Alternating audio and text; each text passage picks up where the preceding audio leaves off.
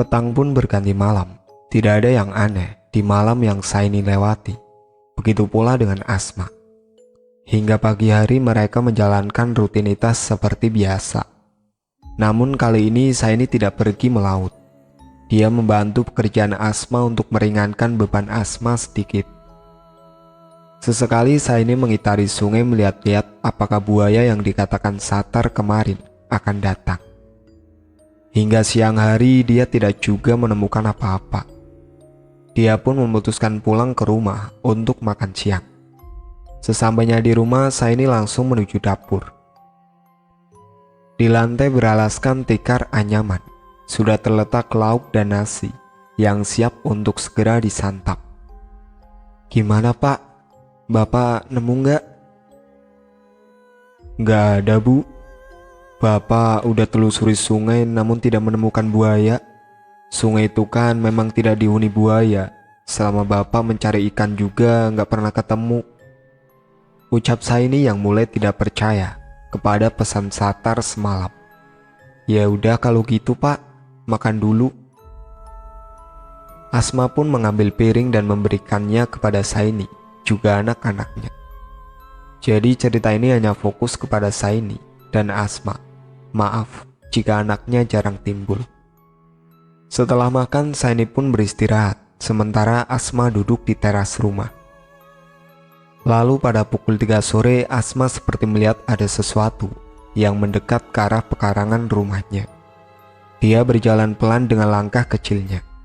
Asma tidak memperhatikan dengan jelas. Dia hanya melihat rerumputan di pekarangan itu bergerak. Kemudian dia pun mulai mendekat. Dilihatnya seekor buaya putih dengan moncong panjang, sejenis buaya muara. "Pak, cepat ke sini.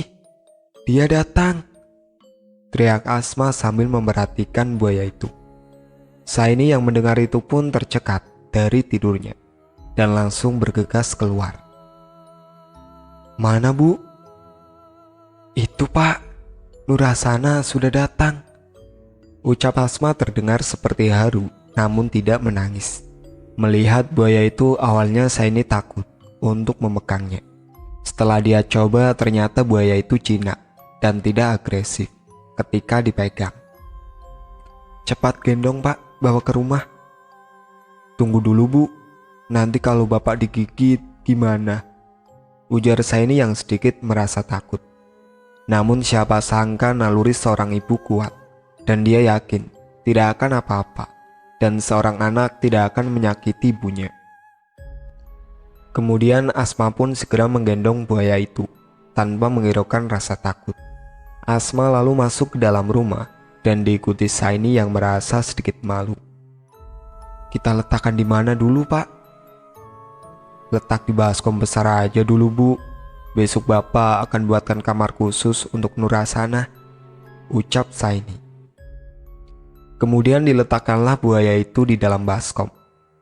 Keesokan harinya Saini pun membuatkan kamar khusus untuk putrinya yang seekor buaya itu. Kamarnya hanyalah ranjang yang agak rendah dan terdapat bak mandi yang dibuatkan dari keramik untuk mandi buaya itu. Lalu setiap sisi kamar dibuatkan kandang seperti penghalang. Sudah 1 minggu Saini dan Asma memelihara buaya itu. Namun pada awalnya mereka kesulitan memberi makan buaya itu, karena pada umumnya buaya akan makan ayam mentah ataupun sejenis daging lainnya. Namun tidak dengan putrinya ini. Berulang kali Asma meletakkan daging ayam mentah di sebelah buaya itu, namun tidak juga dimakan olehnya. "Gimana ini Pak? Belum dimakan juga dari pertama kita ketemu sampai sekarang. Nur tidak makan sedikit pun," ucap Asma yang sedikit khawatir.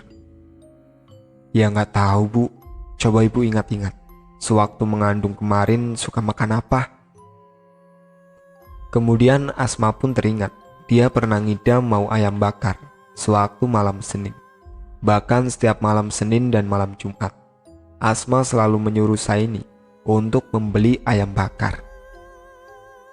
"Oh iya Pak, dulu Ibu kan pernah minta bakaran ayam sewaktu mengandung, karena sudah larut malam untuk membeli ke pasar," ucap Asma mengingat kejadian dulu.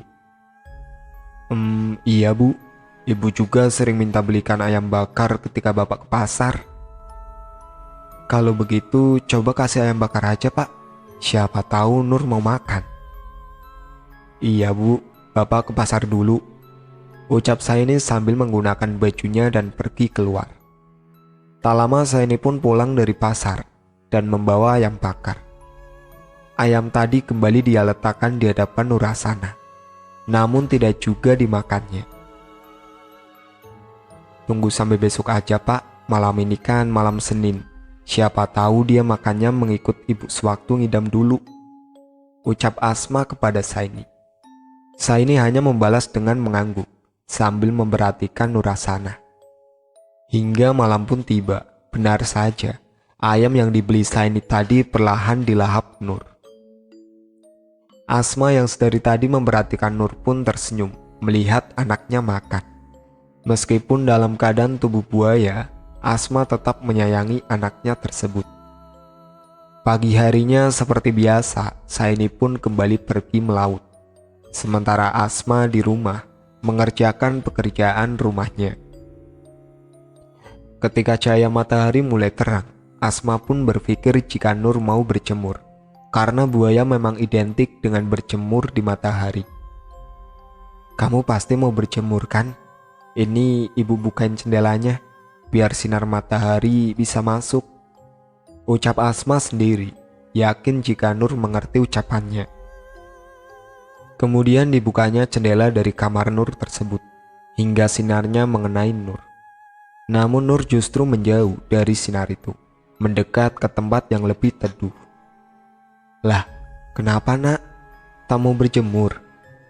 Pertanyaan Asma hanya dibalas oleh Nur dengan mengetuk-ngetuk moncongnya ke bak mandi yang biasa Nur gunakan.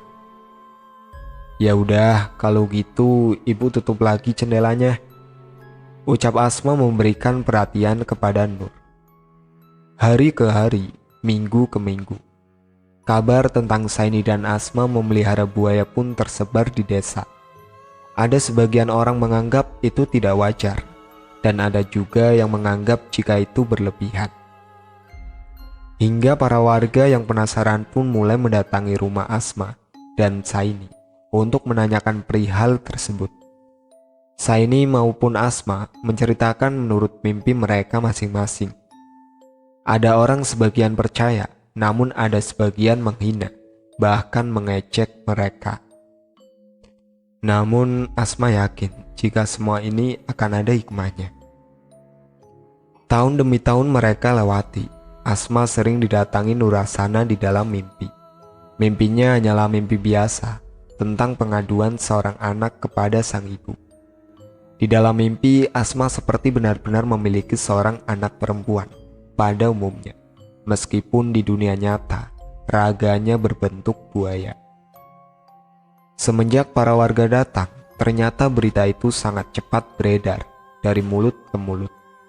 Hingga banyak orang yang datang bahkan dari luar desa hanya karena penasaran dan ingin memastikan benar atau tidaknya.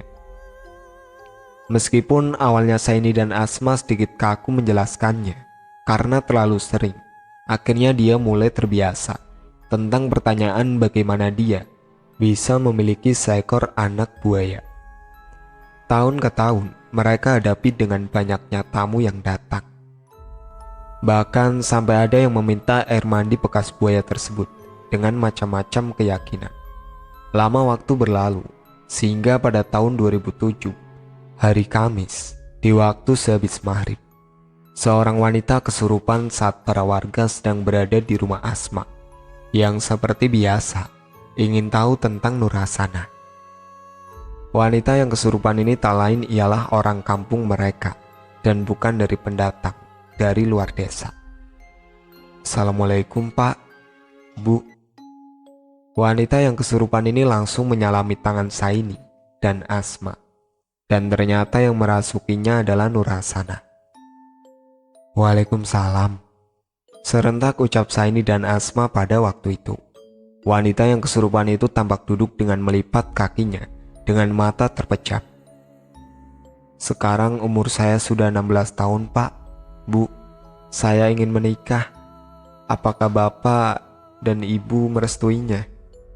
Ucap Nurasana yang berbicara melalui perempuan yang kesurupan itu. "Menikah? Sama siapa, Nak?" ucap Saini. "Dengan Haji Basit. Dia adalah temanku dari kecil. Wujudnya adalah seekor ular, Pak.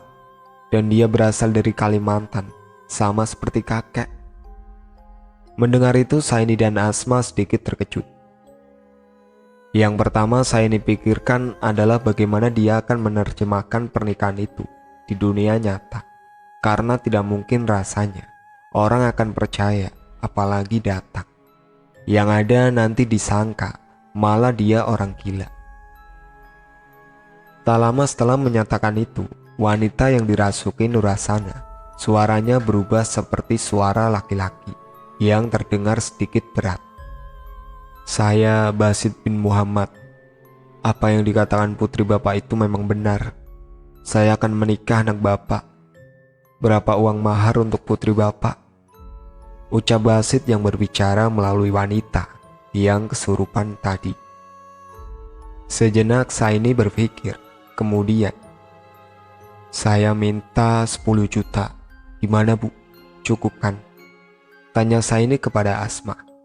Asma pun hanya mengangguk. "Baiklah kalau begitu, Pak, Bu, saya menyanggupinya. Namun tentunya uang itu tidak bisa saya kirimkan secara langsung dengan cara menerbangkan uang-uang itu. Takutnya nanti Bapak dikira pesugihan. Uang itu akan saya kirim melalui pendapatan Bapak setiap bekerja," ucap Basit. Saini hanya mengangguk seolah dia paham apa yang dimaksud dari Basit. "Sebelum saya pergi, saya mau mengajukan syarat. Boleh, Pak?" Saini pun merasa bingung. Kemudian menanyakan maksud dari syarat yang ingin diajukan oleh calon menantunya itu. "Apa syaratnya, Nak?" "Tolong persiapkan kamar pengantin kami, layaknya kamar pengantin manusia. Lalu dalam kamar pengantin harus dibuat seperti singgasana kerajaan yang dibuat dengan 7 tingkat tangga.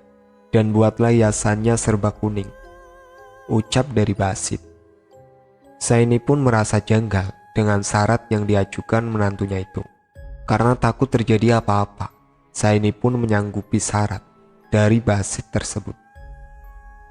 "Baiklah, Nak, akan saya atur sebaik mungkin, seperti permintaan kamu," ucap Saini yang kemudian Basit pamit. Lalu wanita yang kesurupan tadi langsung tersadar. "Ambilkan air putih, Bu," perintah Saini kepada Asma. Asma pun langsung menuju dapur, lalu kembali dengan membawa segelas air putih dan diberikan kepada wanita itu.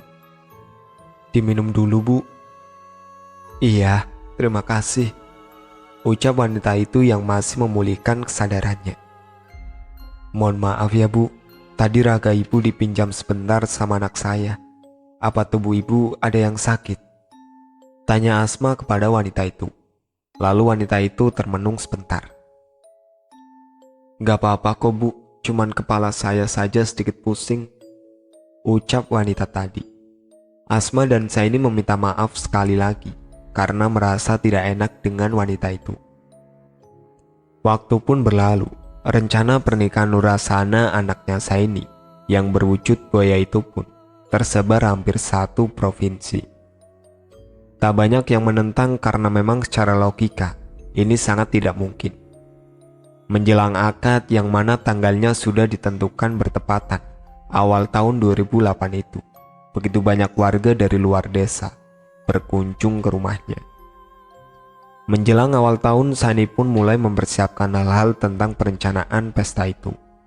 Karena pesta itu sekalian dengan acara khatam anaknya Roni yang diyakini sebagai kembaran Nurasana. Hingga pada bulan Desember 2007, Aini pun mulai menyebarkan undangan yang sebenarnya tidak begitu banyak. Namun undangan itu hampir diketahui 1 provinsi karena penyampaian dari mulut ke mulut. Warga yang menentang pernikahan itu melaporkannya kepada kepala desa agar Saini membatalkan pesta yang akan digelarnya nanti. Puncaknya ketika rombongan dekorasi tenda pelaminan mulai datang ke rumah Saini dan mulai memasang tenda yang membuat warga semakin resah. 2 hari sebelum itu, Saini sempat dipanggil polisi terkait perencanaan pesta yang akan digelarnya ini, meresahkan warga setempat. Untuk itu, Saini pun dipanggil untuk menghadiri pertemuan Muspika, musyawarah pimpinan kecamatan, yang telah dihadiri beberapa tokoh masyarakat dan tokoh agama. Para tokoh agama beserta tokoh masyarakat setempat menolak adanya pesta pernikahan buaya itu.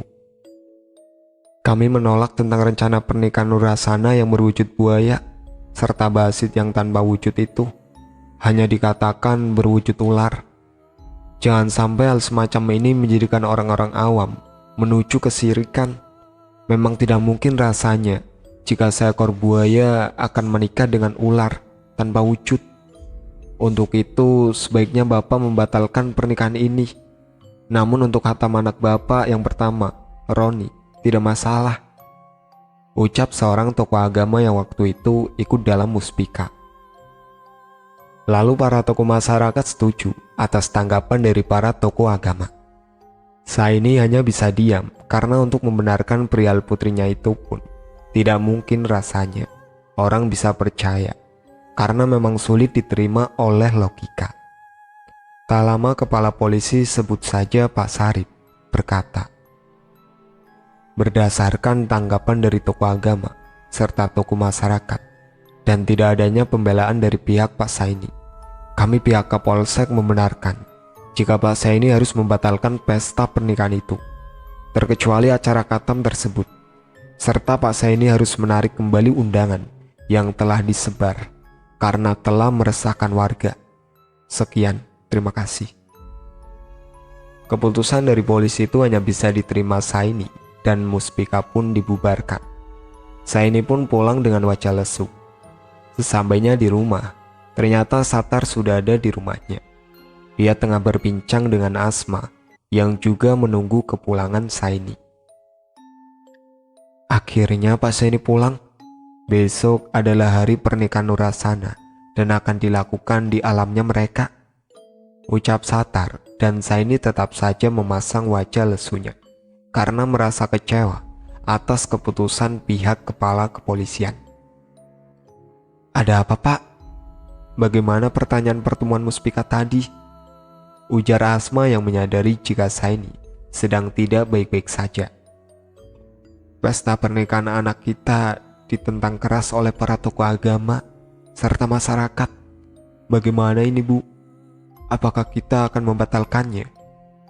Ucap Saini dengan nada lesu. Asma hanya terdiam mendengarnya. Tidak mungkin rasanya dibatalkan, karena semua persiapan sudah dipesan. Bapak dan Ibu jangan khawatir, Nurasana tidak menikah di dunia nyata, jadi tidak perlu memanggil penghulu untuk melaksanakan acara nikahnya. Pestanya tetap dibuat, namun dengan alasan acara khatamnya Roni, ucap Satar yang mendengar keluhan dari Saini tersebut.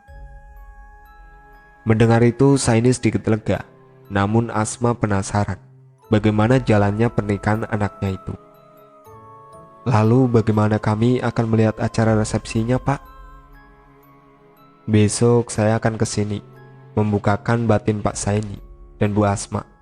Namun perwalian diserahkan kepada bangsa mereka saja.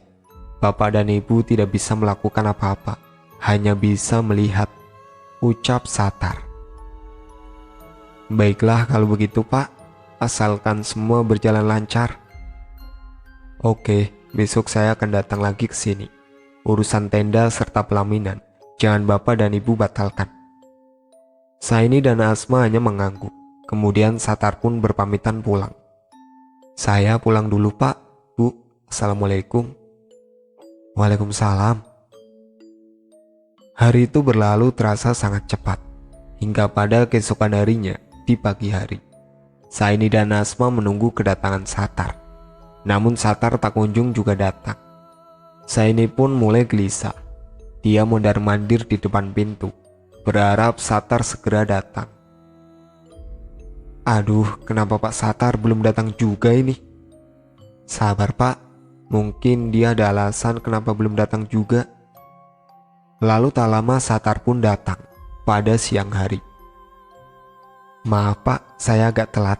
Saya mencoba menemukan lokasi dari resepsinya pernikahan mereka.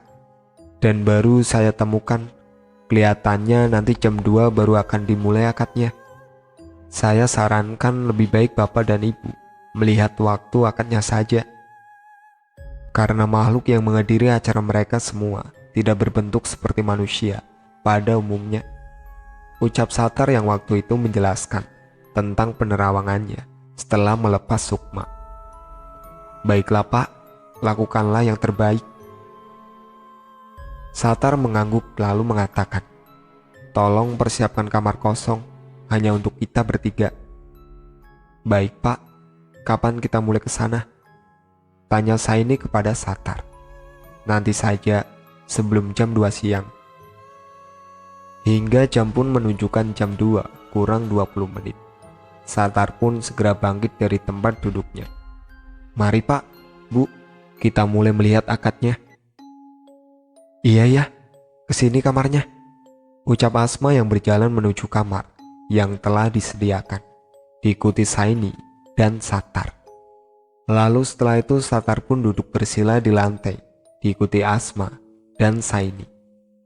Kemudian Satar seperti mengeluarkan kain hitam di sakunya. Lalu di dalam sakunya itu terdapat 2 keping sisik buaya.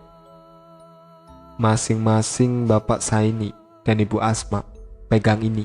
Sisik ini saya dapat sewaktu kakek Sinampar menyuruh menyampaikan pesan tempo lalu," ucap Satar sambil memberikan mereka masing-masing 1.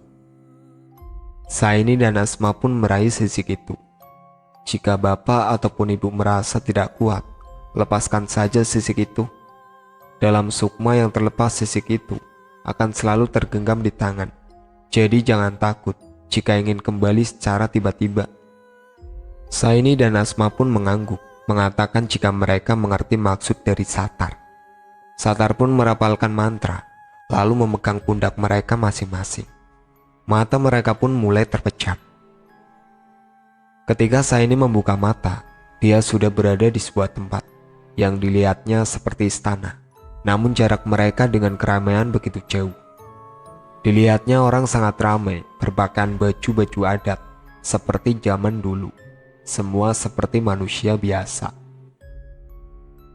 Baru saja Saini ingin menanyakan sesuatu kepada Satar, namun Satar mengetahui apa yang ingin ditanyakannya. "Mereka belum menyadari kehadiran kita, jadi jangan terlalu dekat, atau mereka akan berubah wujud asli mereka." Saini pun terdiam. Dilihatnya ada seorang pria menggunakan pakaian pengantin berwarna kuning yang terlihat sangat tampan, sedang duduk berhadapan dengan seorang yang kelihatannya lebih tua. Posisinya seperti orang yang sedang ingin mengucapkan ijab kabul. Tak lama, terlihat wanita bergaun pengantin yang warna kuning dengan wajah tertutup kain putih transparan mendekati pria itu dan duduk di sebelahnya. Saini dan Asma tidak bisa mendengar apa yang terjadi di keramaian itu. "Kita mendekat sedikit Pak Satar. Saya tidak bisa mendengar apa-apa jika di sini," ucap Saini yang sedikit penasaran. "Lebih baik jangan Pak, nanti mereka akan berubah wujud jika mereka menyadari kehadiran kita," ucap Satar yang sedikit mengingatkan Saini. "Kalau sudah tidak kuat, saya akan lepas ini," ucap Saini sambil menunjukkan sisik yang diberikan Satar sebelum melepas sukma tadi. Kemudian Saini berjalan maju yang diikuti Asma. Setelah cukup dekat, barulah dia bisa mendengar apa yang terjadi. Saini dan Asma begitu terkagum melihat putrinya yang berwujud manusia itu begitu cantik. Begitu pula menantunya itu. Namun sayangnya, ini hanyalah alam gaib yang tidak nyata.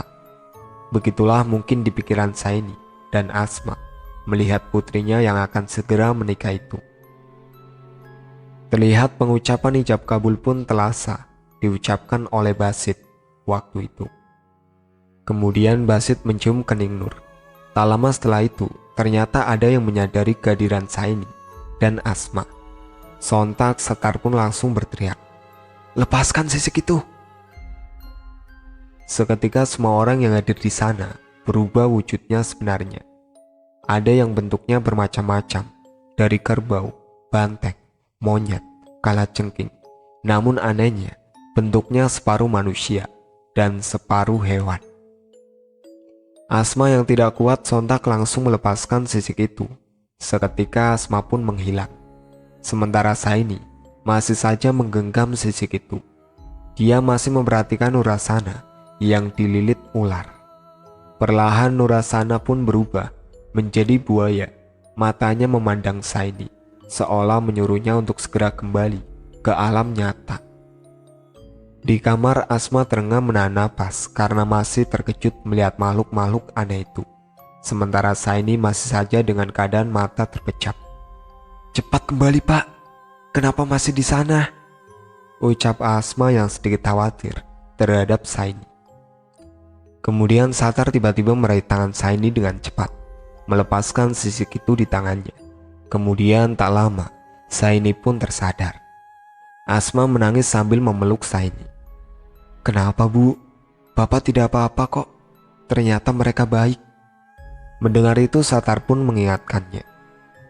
"Jangan sampai Bapak terperdaya.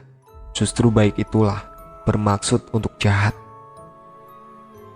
Saini pun terdiam cukup lama, sampai akhirnya Satar pun mengajak mereka keluar dari kamar itu.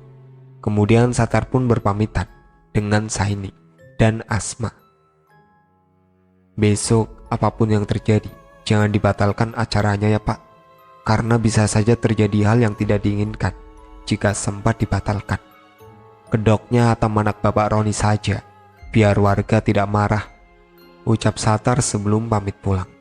Hingga seperti rencana, keesokan harinya, tepatnya hari Selasa, para dekor pelaminan serta pemasangan tenda mulai berdatangan.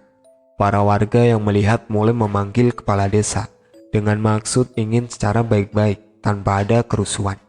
Hingga kepala desa pun datang yang diikuti beberapa warga. "Assalamualaikum, Pak Saini," ucap kepala desa sambil memanggil Saini beberapa kali. "Waalaikumsalam. Ada apa ya Pak?" "Begini Pak Saini, bukannya sudah disetujui di Muspika jika acara pesta akan dibatalkan?" "Iya, memang saya batalkan Pak. Ini hanyalah acara khatam Roni." "Lantas kenapa ada pelaminannya Pak jika cuma acara khatam?" Saini pun terdiam sebentar, lalu menjawab dengan wajah sedikit sedih. "Semua sudah terpesan jauh hari Pak, uangnya juga sudah dibayar. Lantas ketika saya minta batal memasang pelaminan, mereka mengatakan uang tidak bisa dikembalikan. Jadi mau tidak mau saya terima Pak," ucap Saini yang mencoba mencari alasan agar warga tidak marah. "Oh jadi begitu, ya sudah. Kalau begitu para warga silakan bubar. Kalian sudah mendengar penjelasan dari Pak Saini," ucap kepala desa waktu itu. Tak lama para warga pun bubar. "Kalau begitu saya permisi dulu ya Pak," ucap kepala desa berpamitan dengan Saini. "Iya Pak, silakan." Tak lama kepala desa meninggalkan rumahnya. Saini pun menghela nafas lega, lalu masuk ke dalam rumah. Di dalam rumah, Asma tengah duduk di kamarnya Nurasana. "Gimana Pak? Apa tanggapan kepala desa?" ucap Asma yang penasaran. "Mereka mengizinkannya Bu, namun kemungkinan para warga di sini tidak akan ada yang datang di hari pesta nanti, tepatnya hari Jumat," ucap Saini sedikit kecewa. Asma kemudian terdiam, wajahnya sedikit berubah. "Tak apalah Pak, mungkin itulah ujiannya. Kita cukup sabar saja," ucap Asma, lalu Saini hanya mengangguk, tak berucap kata-kata lagi. "Begitulah ceritanya Bu. Saya pikir akan sepi yang datang ke acara ini. Ternyata sangat ramai, meski yang datang dari luar desa," ucap seorang ibu yang biasa dipanggil Asma itu. Kemudian para tamu yang duduk mendengarkan kisah dari ibu tadi, mulai banyak yang berdiri. Ada yang sebagian keluar lalu berpamitan dengan Ibu Asma. Sementara ibuku yang waktu itu penasaran, ingin memegang Nurasana, mendekat lagi kepada Ibu Asma. untuk meminta izin. "Bu, boleh saya memegang Nurasana?" "Silahkan Bu, tapi jangan pegang bagian kepalanya," ucap ibu itu yang langsung menuntun ibuku menuju ranjangnya Nurasana yang harus menaiki 7 tangga. Ibuku memegang tanganku dan aku pun mengikutinya.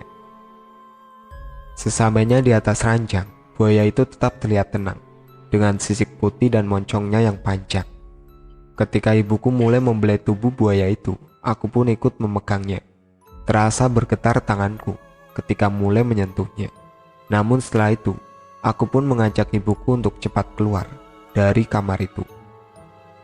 "Ibu, cepat kita pulang. Bapak di luar udah nungguin," ucapku waktu itu, mencoba memberi alasan agar Ibu Asma tidak tersinggung. Ibuku hanya mengangguk dan mulai mengajak Bu Asma turun dari ranjang Nurasana. "Terima kasih Bu telah berbagi cerita dengan saya. Semoga keluarga Ibu selalu diberikan keberkahan tentang peristiwa ini," ucap ibuku sebelum berpamitan. "Iya Bu, sama-sama. Lain waktu silakanlah berkunjung ke sini lagi," ucap Ibu Asma yang hanya dibalas senyuman oleh ibuku. Kemudian ibuku keluar dari rumah itu dan mencari ayahku untuk segera pulang. Setelah itu kami pun pulang ke rumah hingga sampai di rumah pada malam hari. Aku yang terlalu lelah kemudian merebahkan tubuh di kamar. Kulihat ibuku telah menceritakan tentang apa yang didengarnya dari Ibu Asma itu. Aku tidak menghiraukannya karena waktu itu masih tidak peduli. Yang kudengar dari ucapan ayah waktu itu, dia mengatakan, "Jangan percaya akan hal-hal gaib begitu. Bisa jadi itu hanyalah tipu daya untuk tidak mempercayai yang satu, yaitu Tuhan." Bahkan hingga saat ini, banyak orang datang berkunjung ke rumah Ibu Asma tersebut, melihat secara langsung buaya itu. Ada yang karena penasaran, ataupun meminta air bekas mandi buaya itu, yang katanya bisa menyembuhkan luka, ataupun sebagai penglaris usaha. Tergantung dari niat pengunjung, apapun itu, janganlah sesekali kita langsung percaya. Karena kekayaan ataupun kesembuhan itu datangnya dari Allah yang Maha Kuasa. Jangan sampai kita salah arah. Itulah akhir cerita dari pernikahan gaib buaya putih. Sekian dari saya. Wassalamualaikum warahmatullahi wabarakatuh.